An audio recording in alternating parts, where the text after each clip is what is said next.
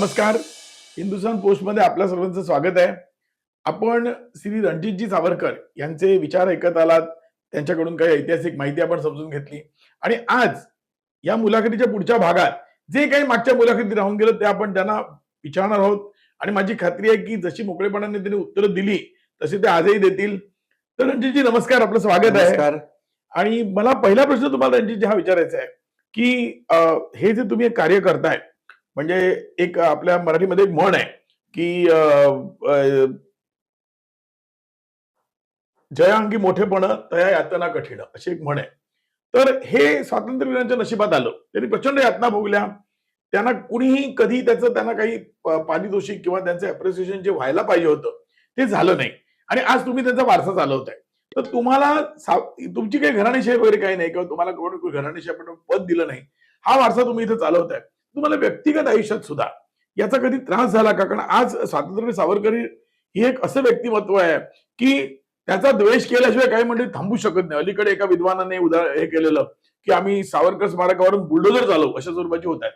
तर आता या परिस्थितीत हिंदुत्ववादी सरकार असतानाची विधान होत असतील तर तुमच्या पूर्वायुष्यामध्ये तुमचे वडील होते, त्यांनी एवढं कार्य केलं होतं. काहीतरी व्यक्तिगत, म्हणजे क्षमा करा पण आपण हे सांगावं अशी माझी इच्छा आहे आपल्या प्रेक्षकांना. नाही हे मीच नाही. आणि आधी मी सावरकरांचा वारसा चालवतो, म्हणजे त्यांचा राजकीय वारसा चालवतो. आणि सावरकरांचा राजकीय वारसा चालवणाऱ्या सगळ्याच कार्यकर्त्यांना हे खूप झालेलं आहे. म्हणजे आता माझ्याबरोबर जे कोणी काम करतात तर त्यांनाही त्यांच्या पिढीतनं, पूर्वीच्या पिढीतनं, म्हणजे एक म्हणजे असं होतं की 24 तास आमच्यावर सीआयडीची नजर असायची. आणि सीआयडीची नजर असल्यामुळे एक तर काँग्रेस शासनात ते असंच होतं की हिंदुत्ववादी आहात, हे तर तुम्हाला सरकारी नोकरी मिळणार नाही, काय नाही. त्याच्यामुळे एक अनुभव मला खूप आहे की आम्हाला सामाजिकरित्या लोक, म्हणजे आमची काही नातेवाईक, मी अगदी जवळचे नातेवाईक सोडले तर बोलायला पण घाबरायचे. म्हणजे लग्नाची आमंत्रण उशिरा यायची असं मला आठवत आहे. हो. म्हणजे पत्रच उशिरा टाकलं की बा आम्ही लग्नाला जाणारच नाही, कारण ती भीती होती. म्हणजे असं नव्हतं. आज परिस्थिती उलट आहे. आज सावरकरांचे आम्ही नातेवाईक होते, लोक सांगतात अभिमानाने.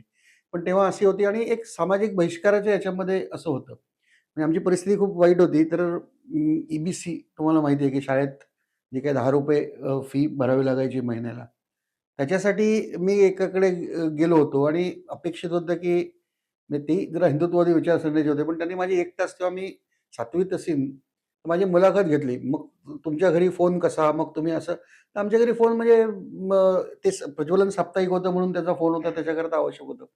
पण उत्पन्न नव्हतंच, कारण हे सगळं आतबट्ट्याचाच व्यवहार होता. आणि आमचा एक छोटासा प्रेस होता. त्याच्यात म्हणजे कामगार नव्हते. मी स्वतः तिकडे काम करायचो.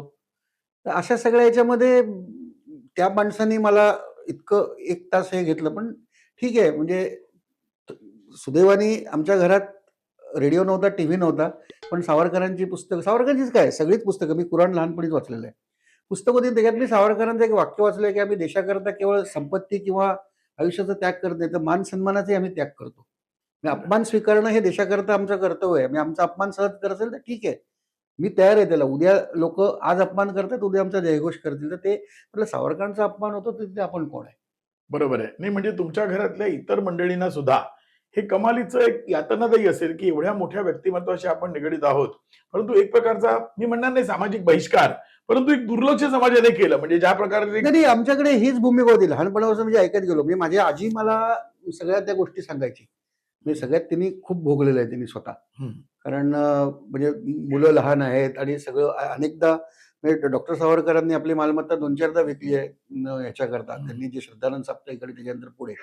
तर अत्यंत गरिबीत मग आम्ही आगाशीला जाऊन राहावं लागलो होतो. मी डॉक्टरांची प्रॅक्टिस केली असती तर नुसत्या प्रॅक्टिसवर ते श्रीमंत झाले असते. तर हे पण ही त्या गोष्टी सांगायची. आणि त्याच्यामुळे ते लहानपणापासून झालं की हे ठीक आहे. आपण जेव्हा सावरकर नाव सांगतो तेव्हा हे म्हणजे तो सत्तेसाठी काही वारसा वगैरे तर तो काही कधी द्यायचा आहे. काही सावरकर कधी नाही. पण हा जो वारसा आहे हा तुम्हाला स्वीकारावा लागेल. सावरकर नाव तुमचं असेल तर तुम्हाला हे भोगावंच लागेल. कारण सावरकरांनी स्वतःच म्हटलं होतं की माझ्या विचारावर जो चालेल, आणि सावरकरांचे विचार म्हणजे राष्ट्रहिताचे विचार, शुद्ध राष्ट्राचे विचार, तो चालेल, त्याला समाजाचा विरोध. समाज म्हणजे कोण? तर बहुसंख्य समाजाचं काही माहिती नसतं, पण जे समाजाचे धुरीण असतात की जे स्वार्थाने परिसर, मग त्यांच्याकरता ते तुम्हाला बदनाम केल्याशिवाय त्यांचं नाणं चमकत नाही.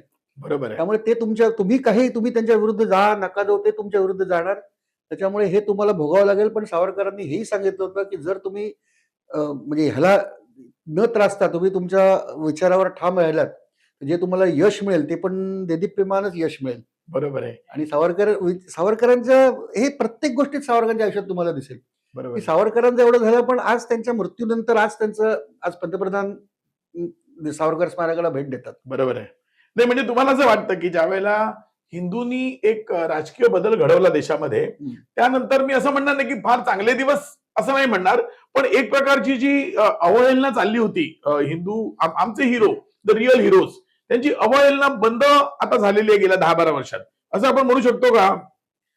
हो, 10-12 वर्षात बंद झाली आणि नुसतं सावरकर नाही, तर काँग्रेसनी सगळ्याच क्रांतिकारक आणि क्रांतिकारकच नाही, तर काँग्रेसमधले जे इतर राष्ट्रीय वृत्तीचे पुढारी होते, त्यांना पण इतिहासातनं घालवण्याचं पाप काँग्रेसनी केलंय. बरोबर आणि आहे. आता गेल्या काही वर्षांमध्ये आता मोदीजींनी एक मोहीम सुरू केली होती, की ठिकठिकाणचे क्रांतिकारक त्यांच्या कथा प्रसिद्ध करणं, की बरोबर यांनी आहे. आणि असे असंख्य होते. बरोबर आहे. म्हणजे एक सावरकर नाव घेतलं तर सावरकर हे नाव मी म्हणतो एक प्रतीक आहे क्रांतिकारकांचं, पण त्या कथा पण झाल्या पाहिजेत. आणि दुर्दैवाने काय झालं, की अनेक क्रांतिकारक असे होते, की जे ग्रामीण भागातले होते आणि त्यांची फार विपन्नावस्था झाली, म्हणजे अगदी वाईट परिस्थिती झाली. बरोबर आहे. म्हणजे नाही पण मला असं वाटतं, की लढवय्या माणसावर वाईट प्रसंग येतो आणि मला तुमचीच एक आठवण आहे, की ज्यावेळेला मालेगाव प्रसंगातले आरोपी सुटले, त्यांना गुंतवलं होतं, तर तुम्ही बोलावून त्यांचं कौतुक केलं, की चांगले लढलात आणि योग्य प्रकारे बाहेर आलात. म्हणजे तुम्ही खरोखर निर्दोष होता, पण तुम्हाला मदत केली लोकांनी. त्यांच्या त्यांनी मुळात वकिलांचा. त्यांच्या तत्वनिष्ठेमुळे त्यांना गुंतवण्यात आलं बरोबर आहे, बरोबर आणि आहे. त्याच्याकरता मी तुम्हालाही धन्यवाद देतो. आणि तुम्ही पण तुरुंगात जाऊन आलात त्याच्याकरता. म्हणजे नुसतं रणजित सावरकर तर सावरकरांचे अनुयायी तुम्ही लढलात आणि म्हणून त्यांना समाजात एक पुन्हा की नाही नाही बरोबर तुम्ही आहे. तुरुंगात जाऊन आला तर तुम्हाला गुंतवण्यात आलंय आणि तुम्ही लढलात, तुम्ही बरोबर आहे. निष्ठेने नाही लढलात आणि रणजितजी, सुटलात बाहेर. एक आठवण अशी आहे ना, की त्यामुळे त्यांचा सत्कार करणं हे माझं कर्तव्य नाही समजतो. त्यात एक आठवण अशी आहे, म्हणजे आता मुलाखत तुमची आहे, पण मीच बोलू नये.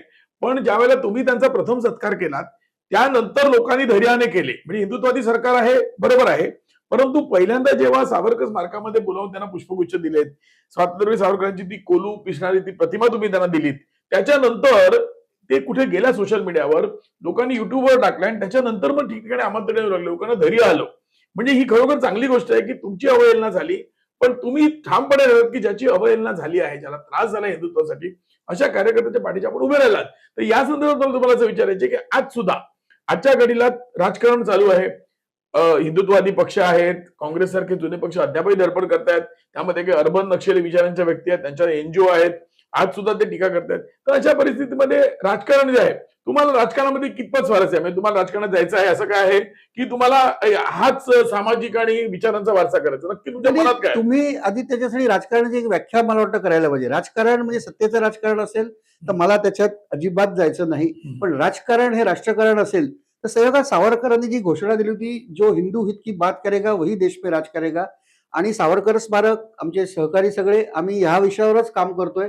आणि जेव्हा तुम्ही मला म्हणता तू काम करतोयस, तर तसं नाहीये, मी एकटा नाही, हे पूर्ण चमू आहे. आणि थोडे असले तरी अ, आम्ही सतत करत राहू. आज यश मिळेल का नाही आम्हाला माहित नाही, पण सावरकरांचा हा जो विचार आहे, हिंदू की बात करेगा वही देश पे राज करेगा, याच्याकरता आमच्या आता ओमचं जर का तुम्ही म्हटलं तर ते त्याच्याकरताच आहे. बरोबर आहे. म्हणजे मला नुसतं एक हा कप ओमचा हवाय असा नाही, हा हिंदूंनी मला माझा उमेदवार पण ओम सर्टिफाईड हवाय, हे मला उद्याचं स्वप्न आहे माझं. वाह! आणि हिंदूंनी बघावं हा ओम प्रमाणित उमेदवार असेल, दहावी त्याला मतदान वाह! करा, तो कुठल्याही पक्षाचा असू दे. नाही आत्ताच तर कसं ते झालं. जे हिंदुत्वाचं जे राजकारण आहे ते जो बुद्धीनी म्हणजे त्यात बुद्धी पण सावरकर म्हटलं तर बुद्धी पण अपेक्षित आहे. सावरकरांनी काल काय सांगितलं त्याचाच कॉपी करणं नाही, आजच्या राजकारणाचा अभ्यास करून बरोबर आहे. त्याच्यावर हिंदू हितासाठी मी काय तोडगा काढीन आणि ते आक्रमकपणे म्हणजे आता बरोबर काही आहे. नावं योगी जे आहेत ते ज्या बरोबर. पद्धतीने राजकारण आहे तशा पद्धतीचं नेतृत्व बरोबर. आज सुरुवातीपासून यायला पाहिजे. आणि बरोबर आहे. आजची तरुण पिढी ही राजकारणापेक्षा दूर गेलेली आहे. तर त्यांना हे राजकारणाचं राजकारण हे बरोबर. पोचवणं आणि वेगवेगळ्या माध्यमातून पोचवणं. नाही ती तर तुम्ही उभी करताय, पण माझा प्रश्न वेगळा आहे. माझा प्रश्न असा आहे, की आता पंतप्रधान स्वतः इथं आले आणि स्वातंत्र्यवीरांबद्दल त्यांनी आपला आदर व्यक्त केला. हा पहिला पंतप्रधान आहे जे आलेला आहे तिकडे. यापूर्वी कोणी आलेलं नाहीये. नाही. किंबहुना त्यांनी स्वातंत्र्यवीर सावरकरांच्या जयंतीच्या दिवशी किंवा पुण्यतिथीच्या दिवशी श्रद्धांजली सुद्धा वाहण्याची कोणी तशी घेतलेली नाही पूर्वीच्या पंतप्रधानांनी. तर मला हे विचारायचं आहे, की आता असं नाही की आले म्हणजे याचा अर्थ लगेच काही घडेल, कारण त्यांनाही त्यांचे स्वतःचे त्यांचे काय कार्यक्रम आहेत. त्यांची एक शिस्तबद्ध एजेंडा आहे. पण तुम्हाला उद्या संधी मिळाली, की काही सूचना द्यायच्या किंवा एरवी तुम्ही बोलत असाल, तुमचं राज्य सरकारशी पण बोलणं होतं. तर तुमच्या दृष्टीने हिंदू हिताच्या दृष्टीने असे काही अजेंडाचे मुद्दे सांगू शकाल का जे घ्यायला पाहिजे? मी पहिल्यांदा मी एक सांगतो की आज मोदी सरकार इतक्या म्हणजे 75 वर्षाची घाण काढायचं काम त्यांच्या हातात आहे. त्यांनी अनेक म्हणजे तुम्ही आता काश्मीरचा मुद्दा घ्या, तुम्ही आज सैनिकीकरणाचा मुद्दा घ्या, तुम्ही अर्थनीतीचा मुद्दा घ्या. आज आज भारत एक वेगळ्या भारताला विश्वगुरु हा शब्द जाऊ द्या, पण आज भारताची प्रतिष्ठा ही सगळीकडे आहे. म्हणजे आज तुम्ही बघितलं तर इराणने काल हॉर्मुझमधनं तुमच्या 3 जहाजं तुमची सोडलेली आहेत. तर तुम्ही इराणशी पण संबंध सांगू शकता, तुम्ही इस्रायलशी पण सांगू शकता. ही जी सावरकरांना अभिप्रेत राजनीती होती की माझं परराष्ट्र धोरण माझ्या देशाला उपयुक्त ठरलं पाहिजे, दुसरीकडे काय माझा संबंध नाही त्याच्यात. बरोबर आहे. हे की माझं देशाचं जे काही फायदा किंवा नफा किंवा नुकसान हे मला पहिलं बघितलं पाहिजे. ते त्यांनी केलेलं आहे. त्याच्यानंतर काश्मीरमध्ये तर क्रांतिकारक त्यांनी घेतले. निश्चित. आता जो थोडंफार बाकी आहे, आता ते करतील अशी अपेक्षा आहे. आता त्यांना दुर्दैवाने हिंदूच त्याच्यात कमी पडला की आपण त्यांना तेवढी संख्या दिली नाही. पण समान नागरी कायदा हे ताबडतोब आलं पाहिजे. एनसीआर म्हणजे समान म्हणजे ट्रिपल तलाक तर आता गेलाच आहे, पण समान नागरी चारला बायका कायदा करणं. प्रत्येक नागरिकाला त्याचा धर्म कुठलाही असो त्याला समान कायदे लागू झाले पाहिजेत. मला एक लक्षात येत नाही, मग तुम्हाला कॉमन सिव्हिल कोड तुम्हाला नको, समान नागरी कायदा नको, मग तुम्हाला समान फौजदारी संहिता कशी चालते? मग काय समजा मुसलमान द्या ना मुसलमानांना मग त्यांची फौजदारी संहिता जी आहे. बरोबर आहे. मला सांगा चोरी केली तर किती शिक्षा होते? हात कापण्याची आहे. बरोबर आहे. आपल्या याच्यात काय होते? आपल्याकडे काही नाही, जेमतेम 5 वर्ष शिक्षा तो बाहेर येतो की आणि किरकोळ चोरीला 6 महिन्यात सुद्धा येतो. 6 महिन्यात देखील 6 महिन्यात येतो, पण किरकोळ चोरीला इस्लाममध्ये हात कापायची शिक्षा. बरोबर आहे. मग बरोबर ते ती का स्वीकारत नाहीत ती? बरोबर तर हा त्यांचा जो दृष्टिकोन आहे हा स्वार्थाचा आहे की आम्हाला हवं ते आम्ही, मग ते कुराणच्या विरुद्ध असेल तरी चालेल आमच्या फायद्याचं. किंवा बँकेत ठेवी ठेवून ते व्याज घेत आहेत, व्याज घेत ते चालतं. ते चालतंय. ते दारू पित आहेत ते चालतंय त्यांना. बरोबर आहे. बाकी सगळं करतायत ते चालतंय. मग समान कायदा का नको? तर 4 बायका आम्ही करणार आणि आमची लोकसंख्या वाढवणार आणि त्यांची लोकसंख्या वाढली तर आमची लोकसंख्या कमी होते. या इथे बहुसंख्य राहण्याचा माझा अधिकार आहे. बरोबर. आणि तो माझा अधिकार आहे. सुप्रीम कोर्टाने सांगितलंय, मागे सुप्रीम कोर्ट हायकोर्टाचा एक निर्णय आलेला आहे की आम्ही बहुसंख्य राहण्याचा आमचा अधिकार आहे. तुम्ही तुमची लोकसंख्या वाढवून आम्हाला अल्पसंख्या करून उद्या तुम्ही सत्तेवरून आमचं शिरकाण कराल तर आम्हाला सर्व अरे म्हणून याच्यासाठी. आणि पुन्हा दुसरी गोष्ट, आज या सगळ्या स्कीम्स आहेत सरकारच्या की गर्भवती महिलांना, तर आमच्या पैशाने त्यांची लोकसंख्या वाढते. बरोबर आहे. 4 बायका करणं गुन्हा असेल तर तो गुन्हाच राहायला पाहिजे. लोकसंख्येबद्दल पण काही कायदा असायला पाहिजे. लोकसंख्या नियंत्रण पण कायदा हवा. कारण हे काय म्हणतील आम्हाला सरकारी नोकरी नको, पण नाही, त्याला शिक्षा झाली पाहिजे, त्याला कठोर दंड झाला पाहिजे. लोकसंख्येविषयीच्या कायद्याबद्दल म्हणजे तुमचं असं म्हणणं आहे की शिक्षा असायला पाहिजे. म्हणजे काय असायला पाहिजे? रेशन कार्ड काढून घेतलं पाहिजे, शैक्षणिक कशा? बघा, पहिली गोष्ट, लोकसंख्या नियंत्रण कायदा जेव्हा समान नागरी कायद्यानंतर येईल तेव्हा तो सगळ्यांना समान रीतीने लागू केला पाहिजे. दंड असतील तो हिंदू असो मुसलमान असो सगळ्यांना दिले पाहिजे. मुळात जर तुम्ही या लोकसंख्या नियंत्रण कायद्याचा भंग करणार असाल तर त्याचे नागरिकत्वाचे सर्व फायदे काढून घेतले पाहिजेत. त्याला मतदानाचा अधिकार नको, त्याला सरकारी रेशन नको. कारण जो म्हणजे मला 1 मुलगा आहे आणि तुम्हाला 5 मुलं आहेत तर तुम्ही सरकारी याचा योजनांचा गैरवापर करताय. तुम्ही खोट्या नावाने तिकडे हे कराल, तुम्हाला सगळ्या मोफत सुविधा हे करताय आणि ती लोकसंख्या वाढवताय. भारताची लोकसंख्या मी तुम्हाला सांगतो की 1947च्या फाळणीनंतर जेव्हा 51ची जनगणना झाली तेव्हा भारतात 8% मुसलमान होते. बरोबर आहे. आणि त्याच वेळेला पाकिस्तानमध्ये, तेव्हा पाकिस्तान एकच होतं, बांगलादेश आणि पाकिस्तान एक होतं, त्याच्यामध्ये 18% 19% हिंदू होते. आज या पाकिस्तान आणि बांगलादेश म्हणून आज 2% पण हिंदू उरले नाहीत.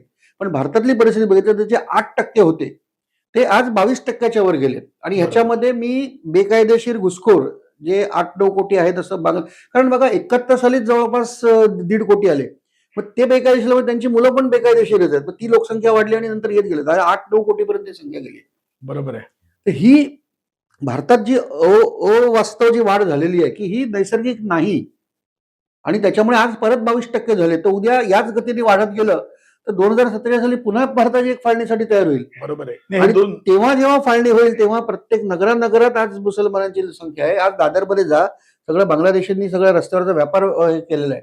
त्यामुळे उद्या जर काही इथे झाल्या तर इथे जीव धोक्यात आहे आमचा सगळा. नाही, तुम्ही लोकसंख्या नियंत्रण हे पाहिजे, ते 2 पद्धतीने पाहिजे. एक तर जनन दरावर तुमची आलं पाहिजे आणि घुसखोर बरोबर एकही भारतात ठेवता कामा नये. घुसखोर किंवा त्यांची मुलं बाळ इथे जरी जन्माला झाली तरी आता तुम्ही एक विधिज्ञ आहात तर त्यांचा मुलगा नागरिक असूच शकत नाही.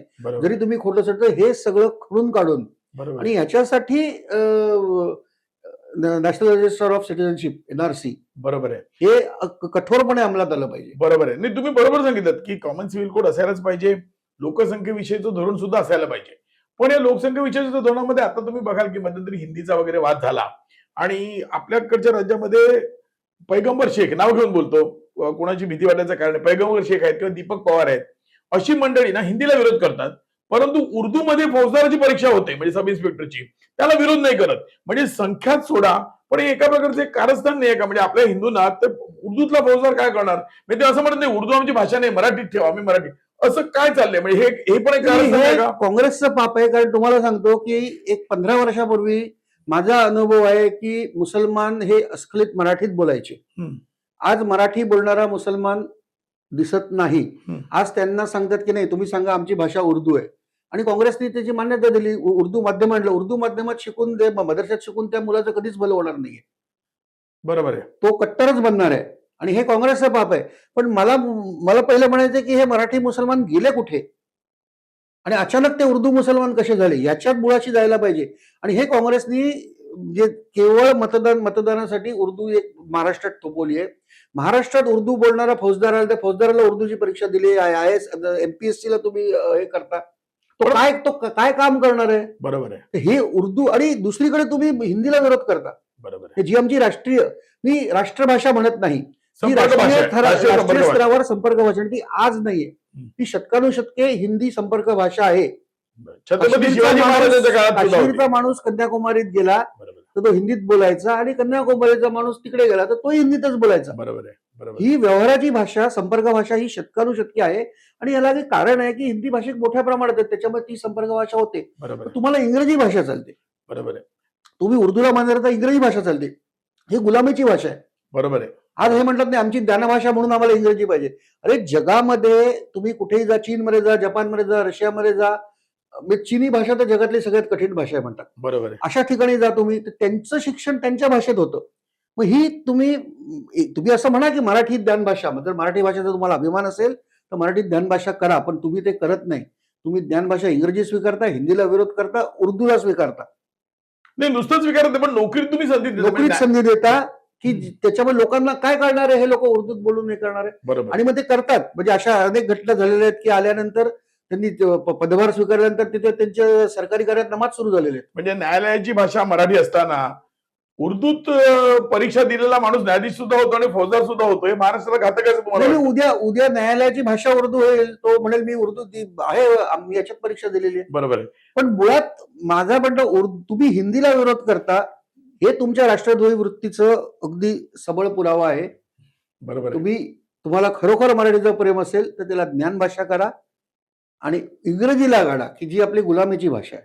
बरोबर आहे. पण ते तुम्ही करणार नाही. तुम्ही हिंदीला विरोध करता. इथेच तुमची राष्ट्रद्रोही प्रवृत्ती. म्हणजे तुम्हाला हे स्पष्टपणे म्हणायचं की पैगंबर शेख किंवा दीपक पवार ही जी माणसं आहेत ही हिंदीला विरोध करताना उर्दू बद्दल तोंडात एकदम गुलणी घेऊन बसलेली आहेत. अहो हा एक आंतरराष्ट्रीय कटच आहे. म्हणजे कुठल्याही ठिकाणी सरकारच्या विरोधी आंदोलन करणं हा एक अजिटेशनल टेररिझम झालेला आहे. बरोबर. म्हणजे आंदोलनकारी दहशतवाद. आज तुम्ही बघा आणि हे त्यांना बाकी काही घेणं देणं नाही. तुम्ही किसान हे बघा, किसान कायदा जेव्हा आणला तेव्हा खरं तर तो किसानांकरता चांगला होता. मग ते तुम्ही लोकांना भडकवायचं, तिकडे न्यायचं. हे प्रत्येक आंदोलन तुम्ही बघा गेल्या काही वर्षात जे झालेलं आहे ते राष्ट्रद्रोही आंदोलनच आहे. आणि या सगळ्याला परदेशातून खूप मोठ्या प्रमाणात मदत येते. आणि जरी मोदी सरकारने याच्यात बरंच हे करून यांचे जे सगळे ट्रस्ट NGOs होते यांच्या मान्यता काढून घेतल्या तरी अजूनही चोरून पैसा येतो. तर त्याच्यासाठी नुसतं त्यांचं फंडिंग बंद करून चालणार नाही, तर त्याला कायद्यामध्ये कडक शिक्षा घेतली पाहिजे. तुम्ही परदेशातून तुम्ही जर पैसे घेऊन अशी कामं करत असाल तर. आणि ह्या आर्थिक जे काय असतं ह्याच्यानुसार मग आता तुमचं सगळंच ना की टूलकिट वगैरे हे सगळं याच्यावरूनच येतं. बरोबर आहे. तर मला वाटतं दंड संहितेत संशोधन करायला पाहिजे आणि या सगळ्या प्रकारचे गुन्हे हा राष्ट्रद्रोह समजून त्याच्यासाठी विशेष न्यायालयाला लावून केलं पाहिजे. नाहीतर ह्या पैशाच्या याच्या ताकदीवर हे सगळे असं 50 लोक हे पैशाकरताच उभे राहत आहेत. बरोबर आहे.